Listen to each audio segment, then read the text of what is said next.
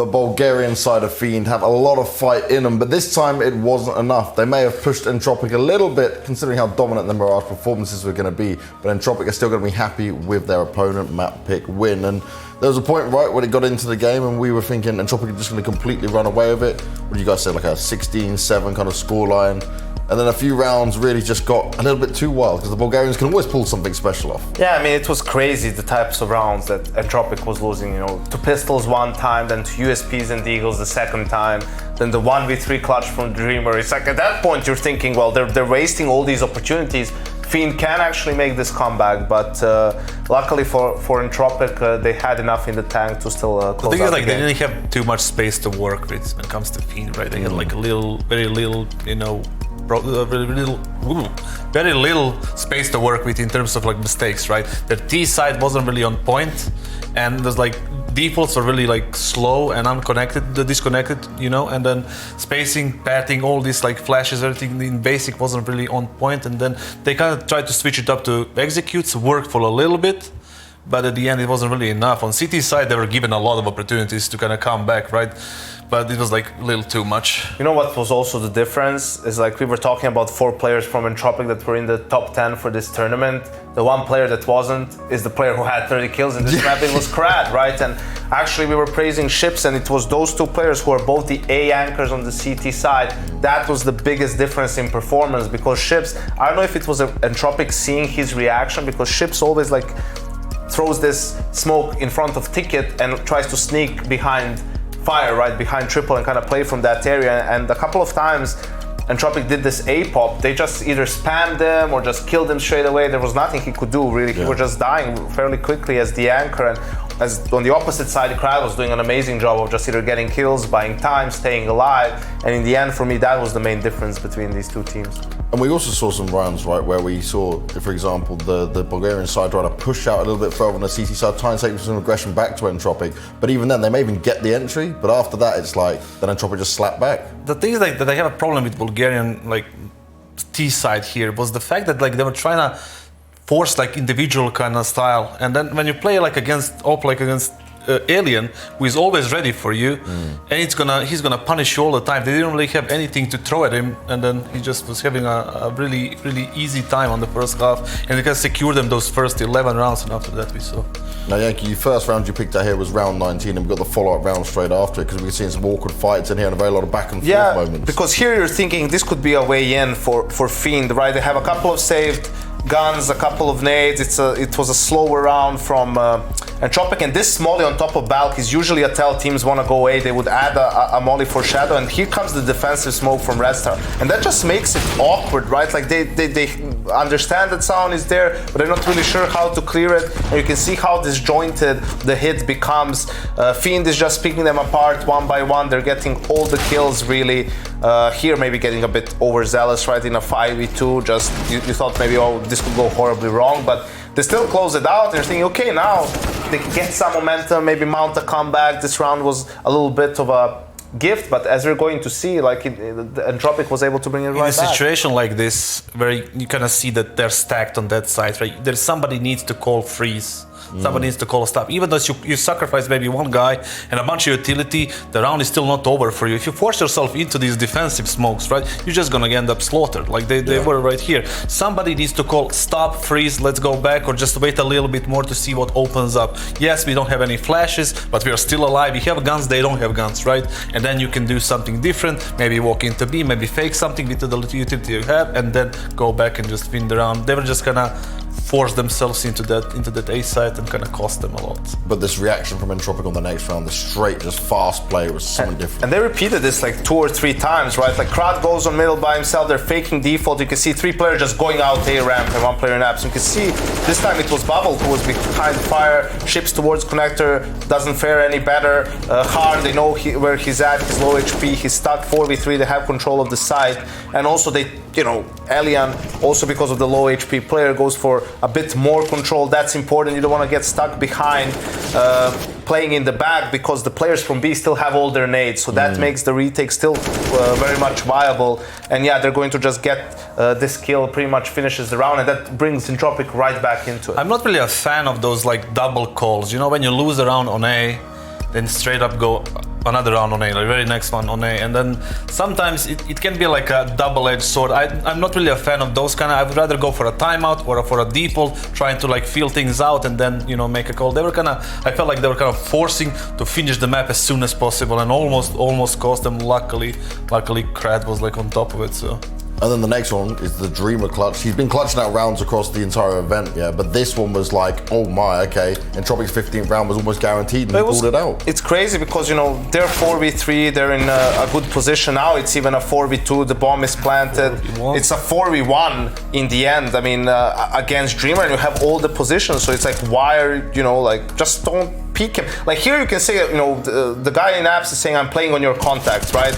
And now he swings, but you can see that there's enough time for him to readjust his aim. And also, why not wait for him to tap the bomb? That way he can't aim at anyone. He has to aim at the bomb. And when you hear the tap, you both peek potentially or do something. Right now, it's a very difficult situation for Krad because the smoke is down. He has an op, no rifle, tech 9. He's gonna try to spam it, right? There's a decent amount of time for the bomb. He could have faked it.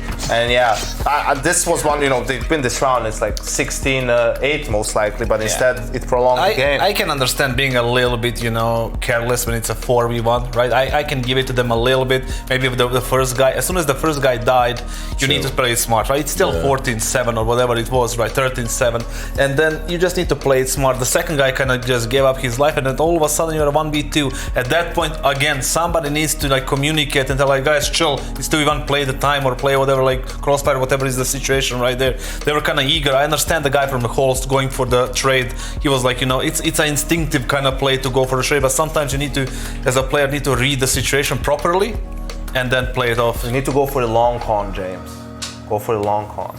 And also, you got to look at the thing from when we're looking at what Entropiq are doing there. Many timeouts are being used. Hooch is trying to bring them back down. The guys, please. He's like, you saw him. He's just like, talk. Come on. Can you not better throw? Than this. Exactly. Not throw this game. Doesn't want it to slip away. But they did win the map pick of Fiend. Mirage has been a really good map for Entropiq. Okay, it doesn't matter about the scoreline. But now we go on to this Ancient pick, and Ancient is going to be tough for Fiend because it's not a map where you're just going to slot a new player in and have all the protocols and understand what's going to be going down. Well, here I think Entropiq has to show more patience and be a little bit more calm, a little bit more slow, especially if they get an entry kill or a trade happens. I think the Bulgarians are going to take a lot of risks on this map, right? Try to push for information. I think that's the way they have to play, really, in a way. And even though it's not natural for Entropiq to play a bit of a slower style, I think that's their key to victory. The thing is, like, it's for me, like, they need to turn to individuals here. Like, Ships and Dreamer and all of these like people who can deliver some numbers right now, because on CT side, I assume they're gonna start on CT side. They're gonna go for the banana control. Is not gonna be easy for them because, like you said, they don't have protocols, they don't have like default like they used to have in a full team, right? Yes. And then the problem will be holding onto that banana, probably holding onto that middle against the team that's not Enterprise, right? This is a more skilled team, more like structured team, and they gonna have a problem on holding onto these areas. After that, it's all about reading the round and rotating properly, but I think this is the main area where we have like the biggest problem. And if they manage to get like double digits on CT side, they have a chance. If not, I don't think so. Well, let's see if they do have a chance. It's the map pick of Entropiq, and we're going into Ancient. This could be it for Fiend, but they are a team that can fight back. Let's see what they've got, and let's get back with Dinko and Hawker. Thank you for setting the scene perfectly for us, guys. Heading into the second map, Ancient, certainly a difference in terms of the veto they had the last time they played, and I love it. Coming into this, and we talk about Fiend, how they've warmed up coming into this competition. They're playing with a stand-in Hawker. It took them some time to warm up. They were in an elimination game on day one.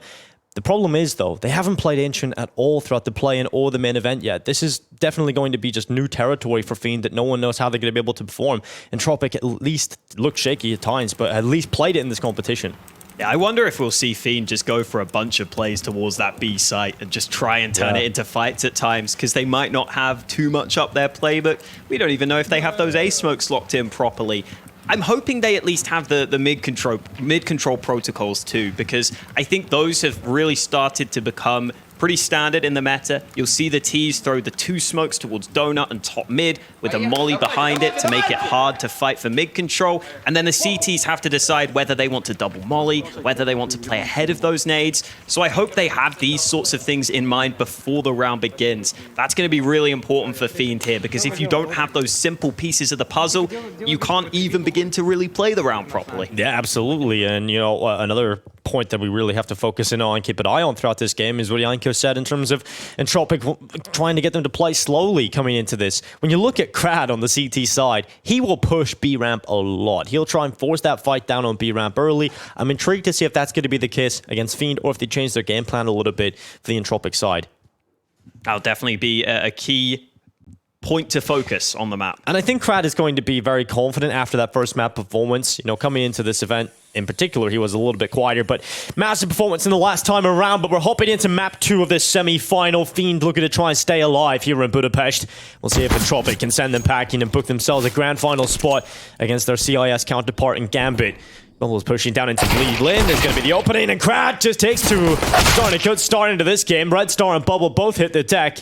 And man advantage still in play for Entropiq, even after that 1 kill from Ships. No B-side control this time for Fiend, and now Entropiq just decide it's time to all group up and go into this B site. And look at the rotation. This is the worst possible time for Fiend to leave B. This is just going to be so easy for Entropiq just to walk in, put the bomb down, or even place an utility just to confirm the comfort zone. Once they put that bomb down, they've at least confirmed the force buy, but in the situation they're in right now, it's certainly looking good for the round win. Fiend not off to the best of starts here on the CT side. And for Entropiq starting on the T side, it is very intriguing to me to see how many rounds you're going to be able to squeeze out of this. Let's see if Dreamer can force his way around the site. Trying to get a couple of kills going his way. He's done well to pick up 1, but started to run out of ammo. And Elian with a beautiful second tap as well onto Harn.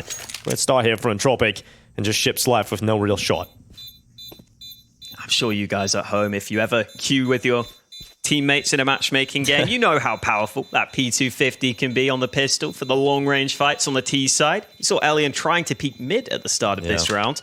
Didn't get the fight there, but he still got to do some damage. I wonder how many people do Q Ancient in matchmaking. Like we do. Yeah, but yeah, we have fun playing Ancient. But, you know, a lot of people get reamed out, especially if they've encountered Russian Sponge before. Yeah, they just never want to play it again. It's just post-traumatic stress. But did you know Entropiq lost only twice after winning the first map of a best-of-3 series in the last 6 months? Out of 85 series played. Pretty unreasonable. Oh boy, that is not a good look for Fiend right now. They won't be reading that stat comfortably. Just forget about that. Disrespect stats. Yeah, no. Stats lie all the time. Life is not about stats, Hawker. I beg to differ. Statman. This is looking a little dangerous here. Fiend have got some players on the A side of the map with some pistols and a scout. Forrester having to check back, scared of the aggression. And just that scout alone has caused them to run the hell away. Yeah, tickle torture. He's down to 11. Now he's going to go over to the other side of the map. Number 3 on the minimap. You see Bubble playing position towards Cave, just ready for this B play. He's got his teammate starting to come over as well. Try and help him out. Ships is alongside Bubble. I'm sure was having some choice words for this side after the loss on Mirage, telling them to pull out their socks as they head into this one. Bubble begins to hold at the top of the B ramp, flash around the corner, and Ships is over to try and help him out. Bubble with one good kill, trying to lead by example. Standing Ships cuts through, and that's actually brilliant from him.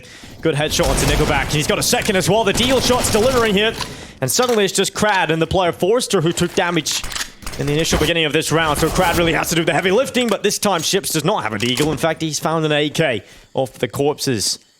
And that's a brilliant round to find for Fiend. That gives them a massive start into the game and a follow-up headshot to close it out. 1-1. Brilliant round out of Fiend. Really well worked by Fiend in this one. They start with the B stack. They realize they have to rotate players back to A because they have... Or sorry, the other way around. They rotate players back to B because they have that scout peeking into A. And then the way they have that set up is just perfect. Bubble fakes noise going forwards, drops back and starts jiggle peeking the angle, and then his teammate has a flash ready. So as soon as Bubble spots them, he tucks in, he waits for that flash to come through, and that just means the T's get stuck in that choke point up the B ramp, which makes it really hard for them to funnel through onto the site. That is the exact thing that Fiend needed to do there. Keep them in that tight choke point. They're able to take those close-range fights, and now they should have a chance, but Krad is having a really good start to this game. He got something to say about this. Yeah, Krad is continuing that good performance. Seems to be a thing when he's going up against this Fiend side. You know, last time they played in the best of 3, Krad was the standout performer. Seems to be a good matchup for him. Maybe he has a similar playstyle to the Fiend players, you know, fire with fire. Red Star was pushed all the way down B, so he had the information that B was completely clear. Means that Dreamer has to be aware, and with the scout on that A side of the map, he may have the chance to land some tags. Oh. But he's just rotating away into CT. Yeah, Entropiq remain undecided, though. Yeah, they are completely undecided. In fact, it looks like they are starting to decide to go B. And right now, 3 players over there. This could be quite a disastrous situation. Do have time to run it back if they get a kill here onto Dreamer. That could make them feel much more comfortable about the fair. They're trying to pull rotations away, but 3 players still stand stubbornly on this B site. Arna's taken down Kraden out of the round. Nickelback finds the answer nice onto goal. ships. And the bomb is running back with 29 seconds left. It's running back over to the A site. It's completely under control. That should confirm a bomb plant. And in fact, this is starting to look good now for the round win for Entropiq, which would be an absolute nightmare for Fiend. Yeah, there's about 30 seconds remaining. Sometimes you don't feel fully comfortable rotating that bomb back round. They've got the scout. Oh, the bomb's been dropped on the site. Yeah, down in the open. Alien looking to try and peer down. Has found Dreamer in reply. Bomb plant trying to be committed to, and at least that will be confirmed. And Nickelback will win the round. 2 kills from him. Red Star and Harn both hit the deck, and 2-1. Entropiq, they do lose that second round force to Team Fiend, but they answer back with a swift round win. Back and forth we go. It's on the seesaw. Exactly. And Entropiq there, as I was saying, there is always a risk when you run back between those sites with such little time remaining because of that lack of cover on the bomb sites. You don't always feel fully comfortable getting that bomb planted. A Mike 7 on Fiend, and it's not with ships, Hulka. What is happening? The world makes no sense. Crazy. I guess Ships does prefer the M4 to the Mag 7. There's the here we molly in go. early. Dreamer's in an advanced position, and they're not ready for him to be so close, so they push into him. He's done good work getting a double kill. It's a great start into the round for Fiend. Reply is there, and he knows this is a quick play into A. They're just trying to catch them off. But Dreamer's done a very good job at just slowing this attack down, taking the pace out of the round completely. And that is starting to scare the Fiend side, or the Entropiq side, should I say, is who they have now slowed it down. Nickelback over the top of the boost is able to work a good angle. Ooh, and now they're worried about the flank. Yeah, they've got the good read on this old Hawker.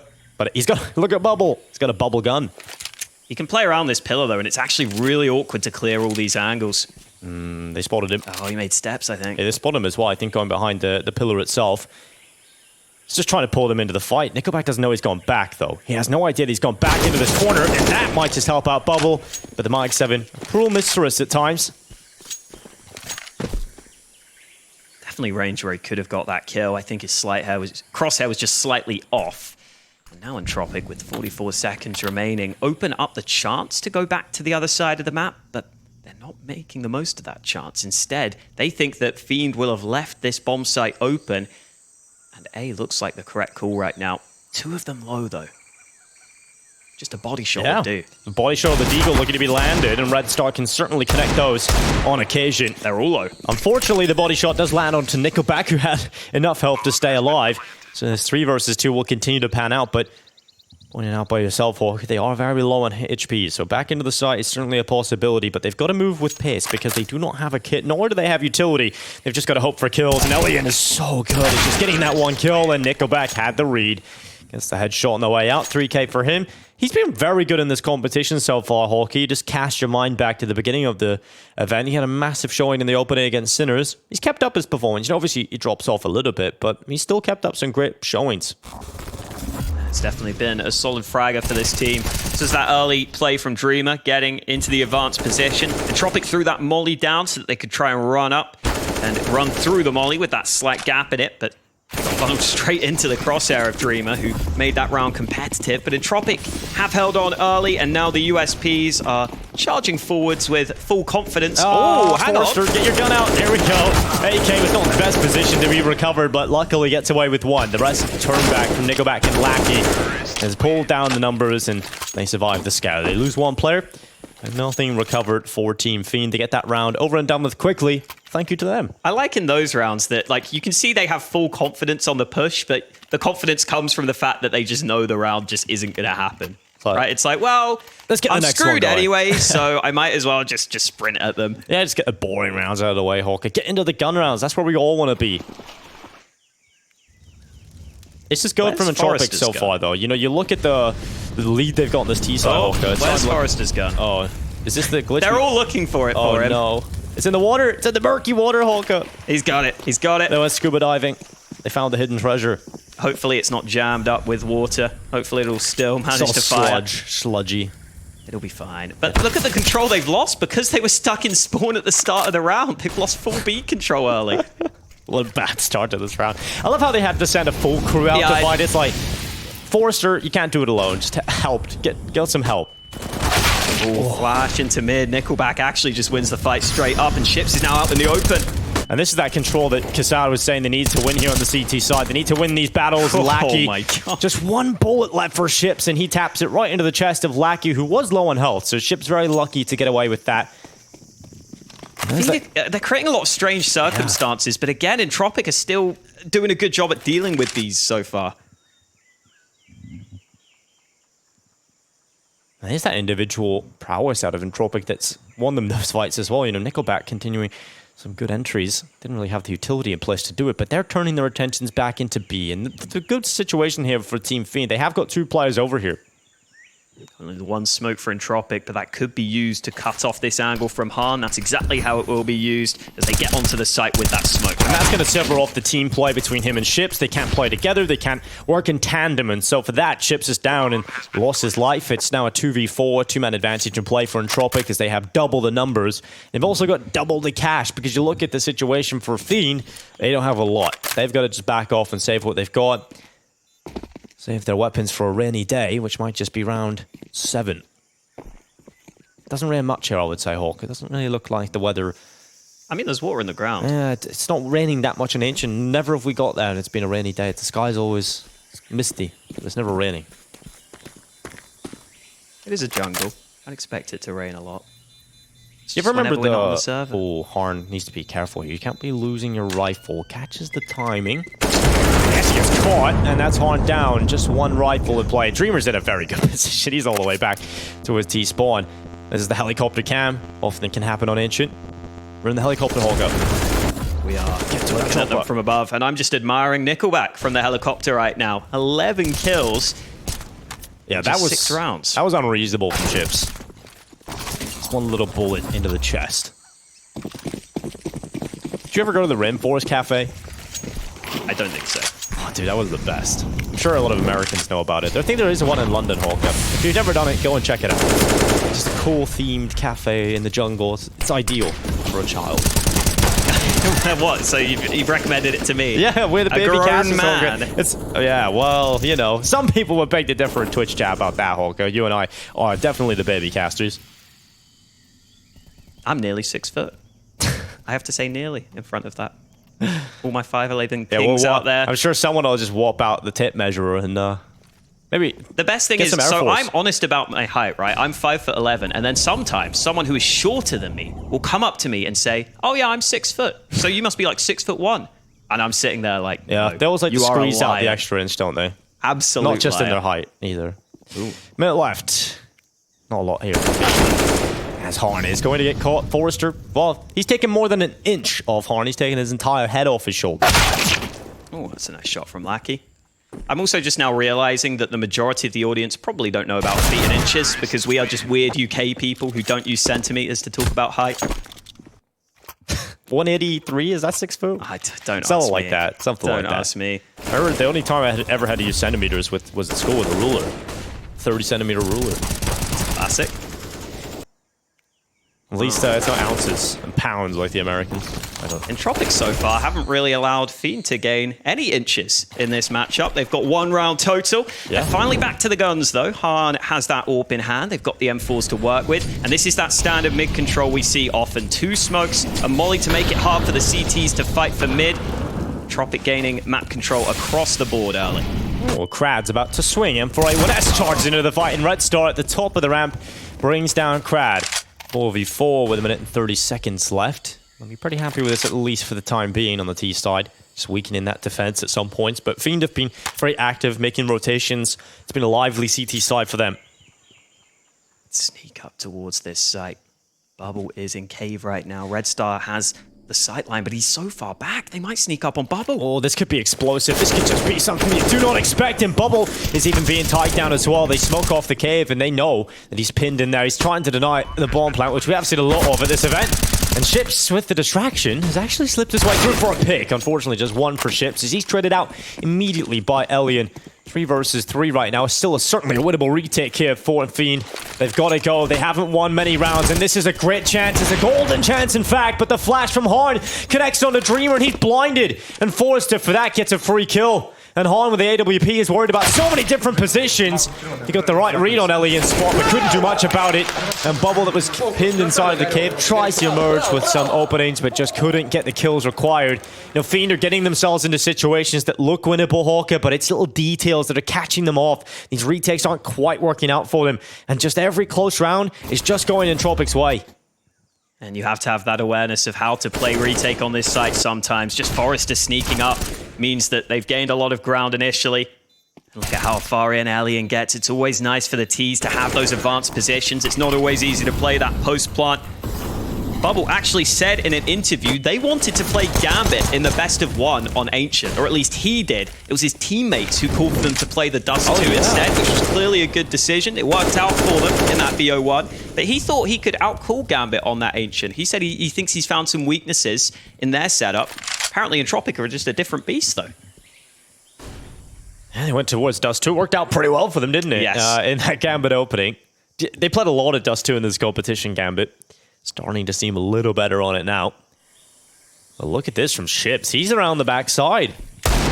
Oh, no! How is he still getting the headshot? That was disgusting. How did he miss all the shots? Oh, I don't know, Hawker. I do not know. Well, Dreamer, he's found a couple back himself, making it look cleaner on the Deagle than his teammate of Ships, but it's still looking to be recovered from Elian. He's the cleanup squad, and now Bubble. Let's see if he's got any prowess in his Deagle. 50 seconds left. Bomb is down in the open. You got to recover that. Crad is starting to slip his way through. Bubble's in a good position, at least for the time being, to try and get a chance into the 1v1 fight. If he can peek out, Crad will be crossing over to try and recollect the bomb. But he's got it now. Now can tap the bomb, trying to figure out where Bubble's playing from. Where is he? And finally, he'll give up his spot. Crab brings him down with the AK. Let's all forget about that from Ships, please. At least he got the kill. Yeah, he got the kill. What do you mean? He's proud of that one. You've got to be proud of all your kills In the equally, Deagle guys. highlights, how do you whip every shot? And then last bullet, perfect. He's mastered the spray control with the Eagle. Boom. Headshot. It comes somewhat close after Dreamer got these kills. It definitely says in like the skate contract, yeah, you can have Ships as a stand-in, but the rule says he's not allowed to warm up. Yeah.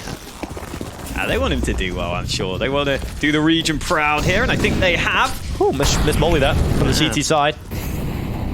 Lots of utility used by both sides early on Ancient to try and challenge for that control. This time Fiend have got the mid control they were looking for, but with Banana being lost and with this B side of the map being a problem, it could easily be a mid retake from up above and down below. Definitely something that Fiend have to be wary of, and you can see them now falling back, but that's the angle that can oftentimes go overlooked. Han peeking all the way from the back, spotting out that player up on top of the ledge. Yeah, if you're going to just try and fight Khan like that, he is often going to find himself. I think Grab was trying to fight. It's just like, I'm out the ledge, immediately dead. Elian was the player that the desk was talking about. Having to try and find an answer if you're Fiend, how to deal with him, because in that first map of Mirage, they certainly were just dueling him a little too often. And Elian has shown in this competition so far, especially on Ancient, when he goes over that CT side, if he hasn't flashed off, if he hasn't tested, if they don't use that utility to respect him, he can often just get you so much impact. And he's currently 9-1. B-nades at the ready here from Entropiq. Let's see if Fiend have figured out how they want to hold this. Do they want to play retake again, or do they want to fight for the site? They need to figure that out. They do have the cave control this time, though, and that could make a difference. Yeah, well, Ships is sitting back in second pyramid. He's going to be pushed forward as Forrester locks him down. It's actually Nickelback that's hit the headshot. Bubbles come through as well. At least a trade kill. And the wallbang from the AWP has actually hit it, but it's not actually taking damage enough. The player still stands, and so therefore, a little bit lucky here, Entropiq to still be standing. AWP is starting to work out now for Fiend. It's just now just down to 2 players. Lackey's the player with health. He's certainly not lacking on kills either. He's found 1 as he looks back, just not another. As Forrester on 4 HP. He's taking plenty of damage and plenty of kills still needed. Good recovery and finally a retake that works out for Fiend. And this time having the cave control is the most important factor of that. They did somewhat leave Ships in a position where he was always going to be overrun. He couldn't get a single kill from his spot. But just having those strong positions ready to quickly regain access to the bomb site was deemed more important there for Fiend. They were correct in that assessment, especially after getting that early kill. I think you can sit back more comfortably. Bubble even pushed in behind, which helped them have that advantage for the retake, and then they realized Entropiq may just have to make some proactive plays, and as long as they stick together, the trades will give them a good chance of winning the round. Double AWP setup out now for Fiend, something you can see fairly frequently on this map. Oftentimes one AWP will just happily anchor that A side with a lot of long-range angles available. But Entropiq not happy after that round loss, instantly calling for the timeout. Yeah, to be berated by Hooch. Definitely trying to fire them up a little bit. I don't think Hooch is too nice. I don't think he's berating anyone. No, he's just hyping them passionate. up. Hyping them up. Exactly. I don't know how you could not like Hooch. No, he's just such I think a everyone likable has guy. to like him. Yeah, Even his opponents are like, well, we lost, but at least we lost to Hooch. Yeah. I like that guy. Used to love his interviews he used to do when he used to play for Gambit back in like 2016. Used to be a great interview subject just to watch. Lots of experience, lots of charisma. Perfect for a coach. Crad keeps on running over the top like this, taking the early control. He's even slipped in. And Crad is in a good position, and for that, he's sprayed a little early. And Bubble is going to get away with, luckily, from that, but in the corner, Crad's trying to catch him out. Chips has brought the rifle over to help, and with that A1S, he's just so good for just spamming through the smokes, just trying to take some kills through it, try and dish out some damage, don't give a lot away because the tracers just don't exist. I would have loved if Crad started reloading and his mate came in and started spamming, because Bubble would have thought he saved the fullback, but he wouldn't have been. Here comes some pressure into B. Those wall bangs can be dangerous now on the CT side. It's hard to find a safe spot to play in. Everyone on Entropiq staying outside, but Bubble gets aggressive. Here goes Bubble. Let's see if he can take anything out of this. He's just waiting for the boost over the top. He's got the right read on the alien. He's dropped down the AWP, and they were setting up utility. Had the perfect chance to try and come away with a double kill. But Lackey has snapped him up and now opens up the round completely. Barrel, tip around the corner. Harn, though, has Chips to help him out, who comes in with a double in the round. Forrester with a final bullet connects right to the eyes of Harn. Now it's a 2v2, back into equal odds again, but Forrester's constantly taking damage, and the bomb is running back through mid. Low time, and they still make this call. Forrester low on health, but he doesn't care. He's confident both players are still here, and it's going to work. And it's the duo of Crad and Forrester, the experience these two players have together from teams at Dream Eaters and Hard Legion, looking to pull through onto Red Star and Dreamer. Crad's cutting off rotations from mid, but that is going to sacrifice Forrester into a solo fight. They've pushed together here, Fiend. They've got two players together, and Forrester on top of the boost. He's looking to just try and hold position. Eventually he's got to peek and see if they're all on it. And you're not defusing. Forrester's given a kill, and now Crad's got into position. A donut, and he'll close it out. Shot onto Red Star, locked in. 9 rounds for Entropiq. What a beautifully played round in the late round down. And that's the teamwork coming in from Entropiq. And just the composure again in these late round scenarios. They've shown that throughout this series. They've had a couple of scenarios where they've had to make sure they work together wisely in these 2v2s and these late round positions. And Forrester's one of those players that's had that impact before in this competition. If you remember against Enterprise, they had that clutch, that heroic clutch they pulled off in the 2v5 situation. Forrester was a player finding that impact. Look how quick this round is, though, from Entropiq. Charging out mid, Nickelback looking to open up the round. He's done damage, but it's Lackey that'll take both kills. Harn and Red Star out of play early. And Dreamer looks to pull the kills back at least into even odds. And he's not going to be able to do it because Lackey continues to assassinate his opponents. Oh, what an opening from him. AWP holding. Elliot actually hit that shot, but Ships takes the aggressive angle. He's still got more to do, and there are too many players already on the bomb site. Entropiq get that early mid control. That's a round where the CTs try and heavily fight for mid, but you see Ships just jumping straight into a molly. Lackey getting those early kills, and we talked about that Fiend need to know whether they want to fight for mid early or not, but this is a scenario where the early utility is just too stifling for them. Lackey gets set up early, and that shot there was one he probably shouldn't have hit, but it's probably the one that won them the round. And what a way to snap the spine of Team Fiend. Their economy is starting to go into an absolute bin. Not even just a normal bin, Hawk. It's like a trash combiner just mushing them to pieces. Lovely. I'm sure that smells good. It smells great. It's like Wall-E. Just little cubes of trash. I actually seen a place like that for the first time. It's pretty cool. I don't know what a place like that is. Like a trash area. Yeah, so you know when you know in when cars get picked up, there's scrap metal, and then the Right. machine crushes them into cubes. Everything's just crushed into big trash cubes. It's pretty cool. Okay. Or rubbish cubes for us Brits, but I think most people use the word trash, Uh-oh. right? But here we go. Bubble in position. Nice little steal onto Crab. He doesn't check his corners, but it doesn't matter because it was the play over the other side of the map. Unfortunately, they do lose a player there as well. Hans turn for the C-set. They line up, but Lackey is making up for all of the errors for Entropiq. Finally, he's out of play. Nickelback's turn to step up with some impact. Good headshot. Chips are so low. I've got an AK on the back of Bubble here as well. No utility nor kit for the retake attempt. Bulb's not down, though. They really can't plant here either. It's not comfortable, so they have to send Elian into the fight. And Nickelback follows up with his pick onto ships. 11 rounds now for Entropiq. Nickelback having another really good start to a game, getting Entropiq this early lead. They always seem to come into these maps just so well prepped, starting off strong, always 100% focused from the get-go. Even after losing Crad elsewhere, they quickly pounce on this other side of the map. But even in this scenario where it does come a little close for comfort towards the end, still able to get the kills they need. Here's that mid-fight again. Oh. This time the mollies on the CT side are good. And this is what Jasad was talking about over on the desk. Is whether or not Fiend are going to be able to handle that elbow aggression, or as he calls it, banana. You know, the fact of just trying to stop those players from getting out. Do you have the protocols? Do you have the utility in place and the teamwork to be able to stop those quicker plays? Well, finally, they have done that in this round. Crad continues to be able to get up top. He's got here in a lot of rounds. And that can allow you to start to set up towards this B side of the map more comfortably. Fiend, however, look very comfortable just sitting back right now. And this looks like a 3-man boost potentially. I'm excited about this, Oh, Holker. boy. What have we got here? AWP coming up for Elian. Is this why they've picked this map? Look at this. Peering down, spots the head. Unable to pick up the kill. Does he go back up? He wants to go for seconds. You better deliver us something from this. This is spicy. Head spotted again at the first pyramid, but he's not getting the angle. He's trying to get wide. He's trying to find it. You're slightly inaccurate one up here, though, with that AWP, because you're moving.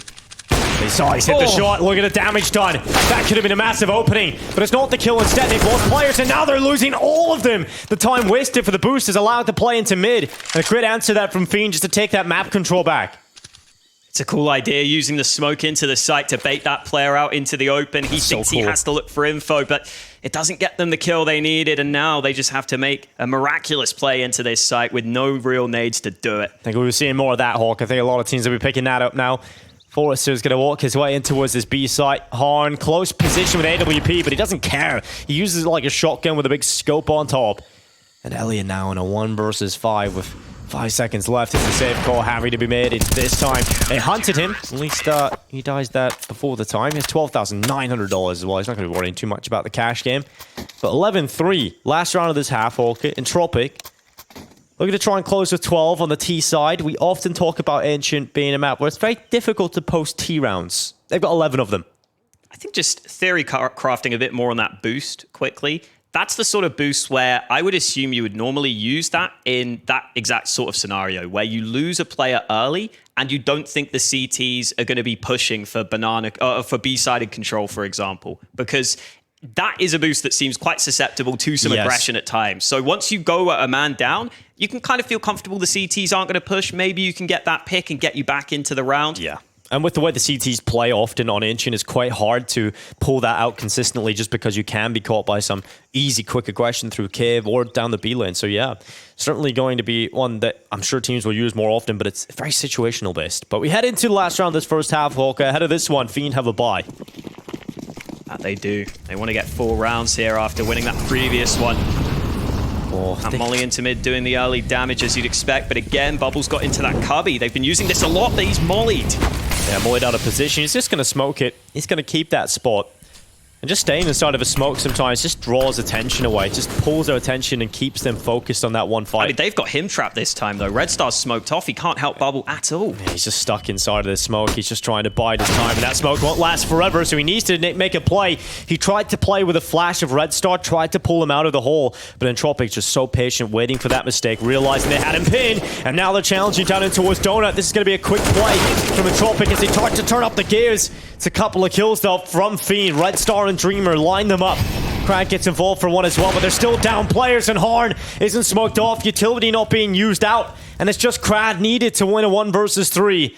Now, he has had a great performance in this game so far, but this would be the best play he's made. In the middle of the site, jumps across CT to bait out the AWP shot. He's moving closer, gets tied by the HE, and Harn will bring him down to close out the half. It is a 4th round on the CT side. I don't know if it's enough, though, Hawk, to really feel comfortable about this comeback. They're heading into what is the more difficult half on Ancient. Yeah, they got a long road ahead of them. And even in that last round, I actually really liked the call that Entropiq made there. They used a lot of utility on mid early, but they used a second smoke towards that donut position so that they could isolate that fight. And then they realized they'd used a lot of nades, and they also realized the CTs probably wouldn't put Bubble in that cubby alone, so they flashed themselves into donut because they knew there would likely be a player there. But unfortunately for them, Red Star was just able to get 1 kill, which I think made a big difference, because if that's a 5v3 onto A, that could be a different story. Instead, it ends up being another round, and a much needed round for Fiend. Still a long way to go, though, as they head into this second half. Yes, down 11-4. Technical pause ahead of the second half. We'll get that fixed as soon as possible to get back into the action for you guys at home. We have some sound problems, so hopefully those get fixed as quickly as possible. We've actually been very good, Hawkers, so far at this event at just getting these tech issues sorted. So shout out to the team at V4 getting this all sorted as quickly as possible and bringing us the action. But Fiend, coming into this, they've done their nation proud already, Hawk. I think getting to this point in the event, a lot of people will be surprised at how deep they've gone, but they are a team that can show up in these events, and with a stand-in, it's been a very impressive performance. Bubble said in an interview their aim was 3rd place. I don't think you can actually specifically get 3rd place, so I guess just getting to the semi-final is as close as you can come to exactly that. Now they're going to see if they can try and mount a comeback here. Entropiq have been starting so strong on both these maps, but the previous still came somewhat close. Pistol round is so important, though. Yeah, Hellion is hidden behind a smoke. He's not going to be able to do too much about this mid play. It's already come through. The pistols of the T side look to split on the A side. We do see a lot of A plays on pistol rounds. Hellion realizes rotation is needed, and this time he does get a pick just before that smoke pops up in his face, and no longer is he a big disgrace. Almost start to be planted. Again, the numbers here for Entropiq certainly favor them. But yeah, the no kit will make them have to play a little quicker with more pep in their step. And let's see if they can find those headshots. Start creating that space back into the site. The retake is looking okay. Wacky has got another headshot. Forster chipping down the numbers. And Red Star realizes, well, we've got to get map control back. We've got to take over this temple. And he's done that so well, but just one player left. It's Red Star alone. Defuse coming through. It's being stuck around the corner. Full 10 seconds, but he was confident to stick it. His teammates were around and covered him off. It's Entropiq with the pistol win in the second half. And for Fiend, that is really a disaster. And that's where my Ray-Bans went. This guy stole them. Oh, dear. Yeah, that's an important round as well from Krad just coming in behind there. Shows the impact he can have in some of the unexpected positions he can find, just flanking through Donut, making that post-plant even more difficult to play. Did you get some new sunglasses in the end? Not yet. No? I mean, also, I was just like, what's the point of buying it in the winter, isn't it? It's probably not needed. Maybe get them a bit cheaper, actually. Who knows? Probably a good idea. You could do like a cool WWE entrance on the cams, though. With the sunglasses on, I'm a very fearsome-looking WWE wrestler. Exactly. My move is I'm just skinny and get destroyed every fight. Here's a play, Elliot with a smoke kill, threw it with an AUG. That's opened up the round good for Entropiq. Bomb plant has already been confirmed here for Fiend. I'll be happy about this, and now they've got a chance at winning the round. Problem is, you've got to play a little bit more proactive, and that is great from Bubble to do it. He's pushed through the red room with the Tech 9, causing problems of pulling Krad away, but he's found Bubble quickly.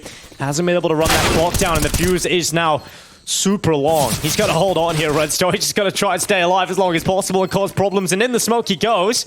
The Mac-10, he's let players walk in front of him. Oh, he's going to wait the timeout. Look at this. He's just knifing him. Oh, lovely from Red Star. Lackey down. And he's in the smoke. He's being tagged up. They've got to get onto the defuse. There's no kit. There's no time. Red Star's done it with the knife kill. The ultimate BM. And you love to see it for Fiend. They needed that. They needed that. And they find a way onto A. They find a way to just get that bomb down. And then the 1v3 just gets in behind them. I think Krad may have even jumped over him in the smoke. I'm not sure entirely. It was hard to see. But he's able to sneak by.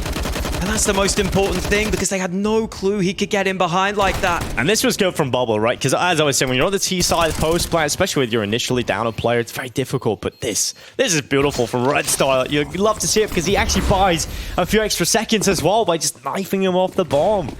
Well, there we go. Answer back from Fiend, and they're just going to run it A again. The classic Bulgarian bulldozer. And Chips has fired up the engines. First kill's in for him, but Crad, Lackey, they're fighting the monster truck, and it's Entropiq emblazoned on the side of it. It's just Bubble left. He's got a Galil, and Crad brings him down. No fuel left in the bulldozer in this round.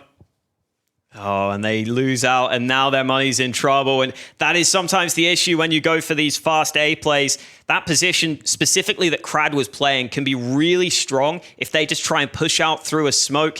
Even as he gets mollied there, he's able to jump up top, and it just gives it another angle that you have to be concerned about. So with the CTs fighting with him, they're all looking the other way. That means that Crad has a completely separate angle.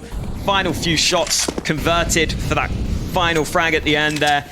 And now Fiend are in trouble again, down to pistols, and they're up in the pace again. Yeah, Chips is trying to be the player that once again opens up the round, unfortunately, alone. And when you enter the cave, going through that murder hole is never really going to work out for you. That's a pretty good name for this position, I'd say. I think I heard Moses calling it that before, and it's just perfect for it, isn't it, Hawk? You really don't come out of that situation when you walk in that little room alive a lot of the time. Bubble with a bit of damage.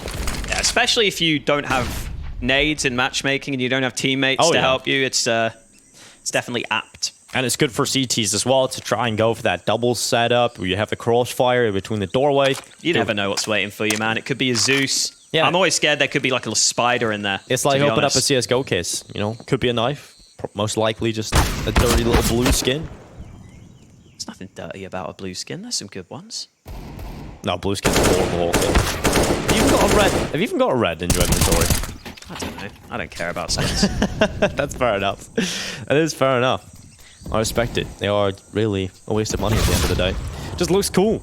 Red Star certainly pulling this back, making the AUG look cool. Hellion will do the same. Junior moving around, and so is Red Star. Out of play. Now 14 rounds for Entropiq. And yeah, Hooch just, I don't know. It's probably just hot up there, but shouldn't really be sweating too much. 14-5 as Entropiq look to try and close this semi-final. Fiend are just going to have to continue to force up at this point. So far behind. They had their opportunity off the back of that 17th round win, but they try and run it into A again. They get shut down entirely. And now it's a scenario where you would expect Entropiq to be able to put the car in cruise control, book that spot in the grand final. That's the coolest things about Tesla. I don't even drive, so I don't know why I'm making car perfect references. car for you. Perfect car for you, the Tesla. You just hit it. Autopilot. Sit back. They have a giant iPad in the car. Let's watch a movie. Here we are. Looking at the Bulgarian buy. It is Deagles. And Tech9, since they're going to try and force the fight onto Forrester. Forrester's had a great game here. A lot of impact rounds from him. Just these little kills, these little pesky moments. Forrester's always been a player I've enjoyed watching. There was Dream Eater days and Hard Legion. Forrester was influential in being an exciting member of that team. Lackey doing even more damage through the smoke this time. Top mid control taken by Fiend, but they still have a lot to do and they're not going to be able to do it. Only Bubble left with the Tech9. Switches out to a Deeg. Oh, they are just fighting him at this point. They are confident they can get this kill, and they can. 15-5 for Entropiq. And this is the sort of form we were hoping to see from them here on this Ancient pick. We were hoping they would just come in and dominate Team Fiend, and that is exactly what has happened here. yeah, they are a bunch of kings here on Entropiq, and they're looking to be the kings of Ancient. Just one round away. And they will have knocked out Team Fiend and locked themselves in a CIS matchup for the best of 5 grand final. I mean, CIS teams are best suited to best of 5s. You know, the endurance. They just play a ridiculous amount of Counter-Strike all year long. The Fiend are a team that are there as well. Let's see if this quick play in towards the cave will work out for them. Nickelback playing alongside Crad. This could be a difficult affair to try and force your way through the cave. And just like Michael Bublé at Christmas, he's come out of the cave here, Crad. Oh, and he's even going to get a kill on top of it. Good start to the round for Crad. Good start to the round for Entropiq. Fiend still sitting outside B. Molotov not connecting. Yeah. Nickelback is also in a good spot. Here we go, Fiend. They're fully committed in towards this B play. This is do or die. They're out of the tournament if they can't pick this up. And Nickelback in with a double kill. 3K picked up as he switches to the side on. They couldn't eliminate him. And 16-5. Entropiq with a statement win here in their semi-final. And wasn't even close here on Entropiq. You could just see Fiend struggle here on this map. We knew it was going to be a difficult showing from them. It just really never got going for them. They have a couple of rounds that were close. A couple of exciting moments. But what a showing from the Fiend side in this competition with a stand-in. But Entropiq were by far the better team, and they've locked themselves in that finals matchup against Gambit. Yeah, definitely a tournament where Fiend can leave with their heads held high, and I think they should leave with their heads held high, but for Entropiq, this was the expected result. I think a 2-0 was probably even likely, based on that previous performance, based on that previous matchup. We know that Entropiq are just one of those teams that have been rising through the ranks in recent times, and the real standout to me has just been how well everyone has been fragging on this team. That's the exact sort of thing you're going to need going into that grand final. Yeah, and heading into the grand final, it's going to be exciting now looking at that storyline. When you look back to the major, Entropiq with a team that made Gambit look mortal within that legend stage of the competition. They were able to remove one of their best maps of Vertigo, made it look very good from the Entropiq side. So I'm excited. They've had more time. They've had that boot camp after the major. They haven't stopped. Entropiq are just playing Counter-Strike over and over. And I'm looking forward to seeing that matchup come through in the best of 5. Absolutely. And they are just a team that I think have a lot of players who for a long time I felt are solid, but I wasn't sure if they were going to be able to really put that team together that could actually properly break through. And it seems like they found all the pieces of the puzzle that fit together in the right way. They found ways to get Kratigration involved. They found players that can be solid anchors. They have everything they need, including Elian on that AWP, which is always important. You have to have a top AWPer at the top level of play. They have that on this squad now. Yeah, and they've shown as well they can play around with that map pool in matches like this. If you don't want to go towards a nuke, you can go towards an ancient, find your way through that as well. But it is done here for the semi-finals. The grand final lies in wait, but before that, we've got to hear the deaths to break down this semi-final matchup. Thank you very much, Dinko and Hawker. That is right, Entropiq get the 2-0 win. A very confident, just absolute styling masterpiece of Ancient from them. Wasn't really ever tested that much, but it was kind of what we said. Really mirrored semifinals that we've had here, right? Like both teams utilizing their map veto advantage, Yep. right? And winning convincingly on their own picks and then on their opponent's pick, which there are no slouches on, but you know, maybe you give the opponents a little bit of an edge. They just close it out in a bit of a closer game, but again, no doubt of who is the winner. And Crad just deciding to be the best player today, stepping up, and shows you the strength of Entropiq that any player can really step up to the challenge. That's the first thing. Obviously, you can see that anyone in Entropiq can just perform at any level, at any moment. He can just pop up and drop 25, 30 frags, right? But on the other side, I was going to talk about the thing that we mentioned before, the actual second map. I can see the map control was always in the way of Entropiq. Everything, every position they went for, every map control they went for, there was no resistance. And when there was resistance, it was like, you know, pretty much harmless, you know, and they got what, 11 rounds of that, and after that it was pretty much, you know, finishing up the job. Now, when you were mentioning Crad right in his performance, I'm going to have to check with him and see if he put some extra work in, because it was after they finished the quarterfinal game, and he was really harsh on himself. Even though they got the win, he was just like, I played like trash. And he obviously felt it in that sense, decided today he was going to wake up and deliver with it, and obviously just frag out like crazy. So there was some firepower behind it. Not a big fan of that kind of mentality. Yeah, I told you yesterday as well, like, once you win a game, right, it doesn't really matter. It's just, it wasn't the prettiest, but it's better than what they had on that day. That's what counts, and that's how you. Yeah, but coaches always have a different perspective than the players, right? Like we're always looking at the big picture and like strategically, and like are the players following some rules that we have in the game and protocols, and the players are looking at, oh, I know I should have won this duel, right? And then all the rules and protocols wouldn't matter if I just win this fight. With, you know, there's some truth to it, but you get the consistency from the rules and the protocols, and then the players can kind of, with their individual skill, elevate that and make up for some flaws potentially or indeficiencies. I think overall we got the two best performing teams in the finals. You know, it doesn't matter if Gambit dropped a map or it was a close here, close there. I think overall, when you look at these teams, I think that is the best performing two teams on the event, and they deserve to be in the final. Another CIS final, nonetheless. CIS just the CIS dominating the whole year in almost every event. We haven't seen it like this before at all, right? There's always been European teams that would pop up. We've not had like a generally whole dominant year from CIS. I'm just trying to think which big event did. Yeah, Heroic won Pro League, right? But outside of that, it's been like Navi, Gambit, really dominating for most of the year. VP didn't like. They showed a little bit, like up in the top four, Katowice, you know, and then top 8 in the major as well. But yeah, definitely, it's the year of CIS Counter-Strike, no doubt. Definitely, and for Fiend though, they can be very happy with the performance they put up, right? They've played since the play-in, they've been grinding games while doing online games at the same time, and what's really wild to me is they were playing the online games not at this tournament without ships in there. Yeah, without a coach and an analyst or any kind of support staff. Yeah. So Bubble had literally nobody. Besides a couple of people like from the actual management who don't his mate who drove down to cheer behind him. Who don't really do like much from the strategic side, right? So getting into top 4, getting like relatively close on the first map was a big accomplishment for them on LAN. We always knew the Bulgarians are pretty good on LAN. If anything, they're gonna have to figure out some things because you know they looked good with Ships. And I was going to ask you that. Does he stay? Yeah. Also, the fact that Ships was calling in Skate, and then he can help Bubble, and they can bounce back ideas.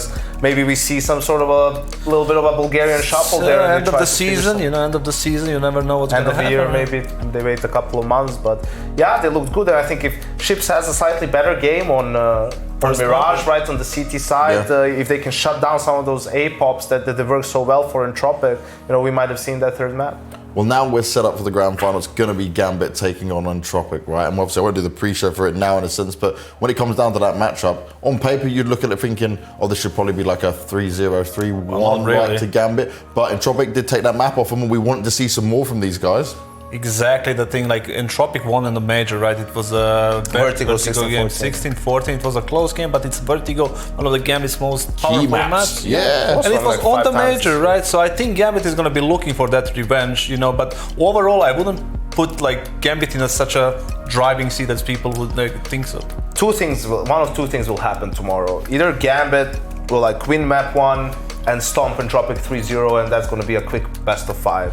Or Entropiq is going to show up, win the first map, and that's going to maybe some doubt is going to come in inside the heads of Gambit, and then we might have a series. Because prior to that 16-14 Vertigo game, a best of 1 at the major, Gambit won every single series that they played against Entropiq. It was 16-0, 16-4 the last time they met prior to that Vertigo game. So they just have also the mental edge in that sense. And if the game starts in Gambit's favor, both teams are going to just think of that 16-0, 16-4 final. But if it starts in Entropiq's favor, then they both might start thinking about the 16-14 from the major. Keep in mind that also this is the first relevant final for Entropiq, and Gambit has played a few this year, right? Absolutely, yeah. So that's going to be best one of the best of 5s as well. Remember Katowice and Pro League and all these events, right?